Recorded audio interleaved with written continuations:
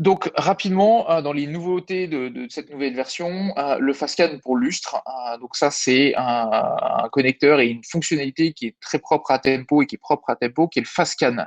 Le FastScan, aujourd'hui, quand on est dans justement du data management de très gros volumes de données, que ce soit du backup, de l'archivage, de migration, un des enjeux, c'est d'identifier entre deux opérations les changements. Plutôt que de reprendre l'ensemble des données, on va vouloir venir à identifier pour faire une opération incrémentale les changements.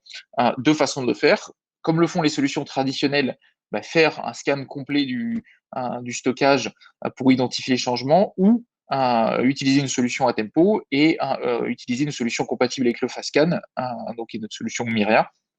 Le FastScan, plutôt que de faire un scan complet du stockage qu'on souhaite, dont on souhaite utiliser en source dans notre déplacement de données, on préfère demander directement au stockage les changements pour faire une opération incrémentale beaucoup plus rapide et venir compresser ce temps qui était historiquement réservé au scanning le mettre mieux à profit en faisant le déplacement de données. Donc le FastScan, l'idée, c'est de réduire ce temps de scan de la source initiale. Donc, des connecteurs FastScan, on en a déjà pour un grand nombre de stockages, Cumulo, Isilon, NetApp, GPFS. Aujourd'hui, dans la volonté de continuer à aller dans ce secteur notamment du HPC, qui est aujourd'hui un des secteurs où le file system Lustre est très utilisé, on a décidé de travailler à enrichir l'éventail de nos capacités en FastScan à Lustre. La problématique de Lustre, c'est que hors de la boîte, si je puis dire, aucune fonctionnalité pour demander au stockage les changements. De par la complexité du file system, de par sa capacité à être complètement distribué, il est difficile d'identifier très facilement les changements en dehors d'un scan traditionnel. Sauf que le scan traditionnel dit temps très long, surtout que les lustres, on parle de très grands volumes de données. Donc, on a décidé de développer notre propre technologie qui collecte et consolide les événements qu'on peut récupérer au file system, sur le file system au fil de l'eau.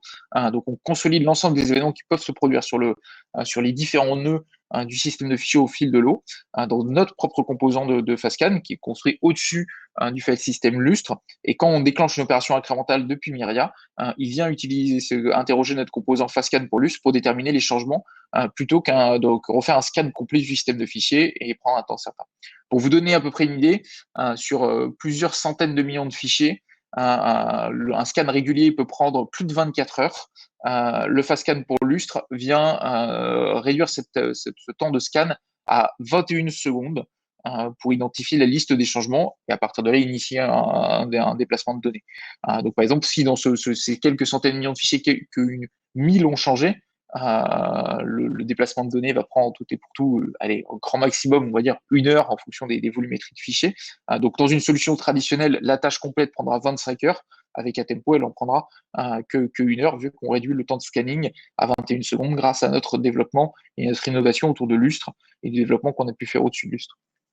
Donc vraiment quelque chose de très très important pour les utilisateurs de Lustre et pour les utilisateurs du HPC qui appuient un grand nombre de leurs travaux et sur le système de fichiers Lustre et qui va leur permettre de protéger, d'archiver ou simplement de synchroniser ou de déplacer des données, par exemple d'un Lustre vers un autre stockage un peu moins performant, mais aussi moins coûteux pour faire de la conservation ou de l'analyse a posteriori.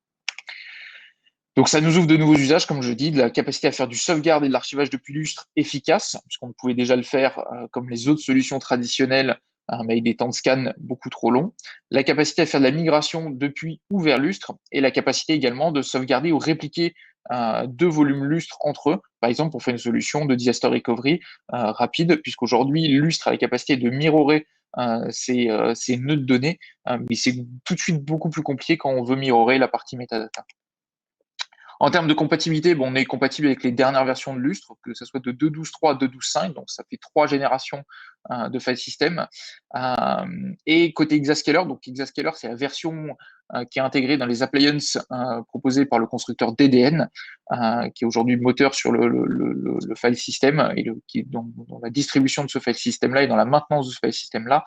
Donc on va être compatible avec les versions 5.1, 5.1 et 5.2.0, qui est la dernière version d'Exascaler qui a été publiée ces dernières semaines.